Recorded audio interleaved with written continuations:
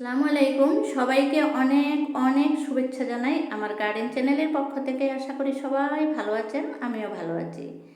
কত সুন্দর একটা জবা ফুল ফুটে রয়েছে দেখুন। এই যে কালারটা যেমন মিষ্টি, সাইজটাও খুব সুন্দর।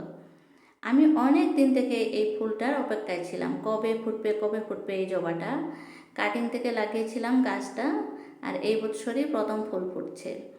তাছাড়াও অন্যান্য ফুল অনেক ফুটেছে, দেখে খুবই ভালো লাগছে। সকালবেলা উঠে যখন দেখি নিজের বাগানে খুব সুন্দর সুন্দর ফুল ফুটে রয়েছে, তখন মনটা এমনিতেই খুব ভালো হয়ে যায়। কখনো কখনো ভাবি ফুলের বাগান আর বেশি করব না, সবজির বাগানেই মন দেব, কিন্তু তা পারি না, কারণ ফুল আমি অনেক ভালোবাসি। ফুল ছাড়তেই পারি না। অনেকে বলে এসব ফুল টুল দিয়ে কি হবে, সবজি করো, কাজে লাগবে। এখানে দেখুন গোলাপ ফুল ফুটে রয়েছে। আর এই যে মরা ফুলগুলো গাছে কিন্তু রাখতে নেই। ফুল ফোটার পরে যখন শুকিয়ে যায়, তখন খুব তাড়াতাড়ি গাছ থেকে এগুলোকে সরিয়ে দিতে হয়, কারণ এগুলোকে সরিয়ে না দিলে আর ফুল বেশি ফোটে না। গাছ এগুলোকে সরিয়ে দিলে খুব ভালোবাসে, আর নতুন করে কলি আসে তখন। আর দেখুন নয়নতারাটা, এইটা কত সুন্দর কালার। অনেকের বাগানে অনেকের কাছে আমি নয়নতারা দেখতে পাই, কিন্তু আমার এই নয়নতারাটার কালার আমার মনে হয় খুব সুন্দর হয়েছে।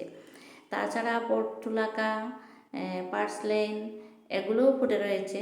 রোদ বেশি হলে খুব ভালো হয়ে থাকে। আর এই যে দেখুন রঙ্গন, আমার দীর্ঘ অপেক্ষার পরে রঙ্গন ফুটেছে। 1 বছর হয়ে গেল এই রঙ্গনের গাছটা আমি লাগিয়েছি, কিন্তু রঙ্গন তো ফুটেই না। দেখতেই থাকি কবে ফুটবে। এখন একটা রঙ্গন এসেছে, আরও আসবে।